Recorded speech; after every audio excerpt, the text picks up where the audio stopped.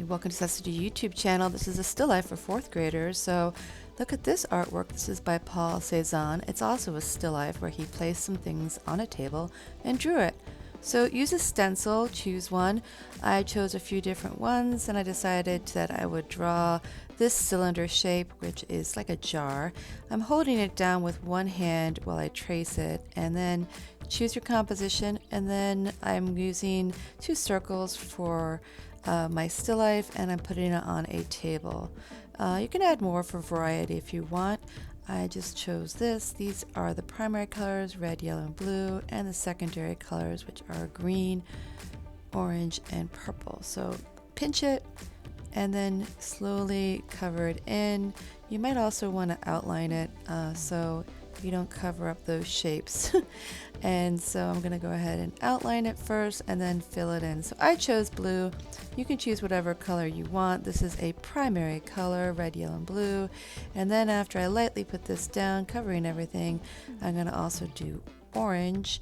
And so I'm covering the sphere with orange, and I chose red for the second one. I'm outlining it, covering it. You can also draw with the oil pastels, so I'm going to taper my 2 lines here for the apple and make it into an apple.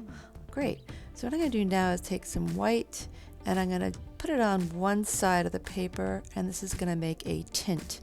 And so I'm using a little piece and I'm now pressing down hard in one spot for the highlight.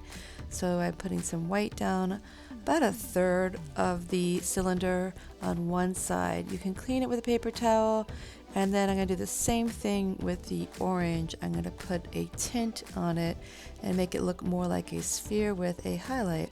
So I'm really gliding my oil pastels over it. All right, this is black. I'm pinching it, and about 1/3 on one side, I'm going to put a tiny bit of black. You really don't need a lot of black, just a tiny bit right here and a tiny bit right here. It's very, very strong.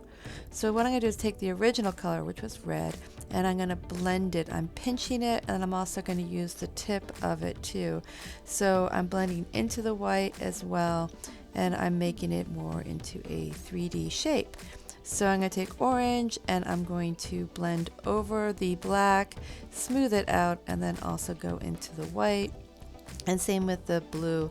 So it didn't look that great with the blue, so I'm going to go back in with the black and then also put some more blue on it and use the tip so I can blend it. See how I'm going back and forth? Take your time to make it look awesome. Great.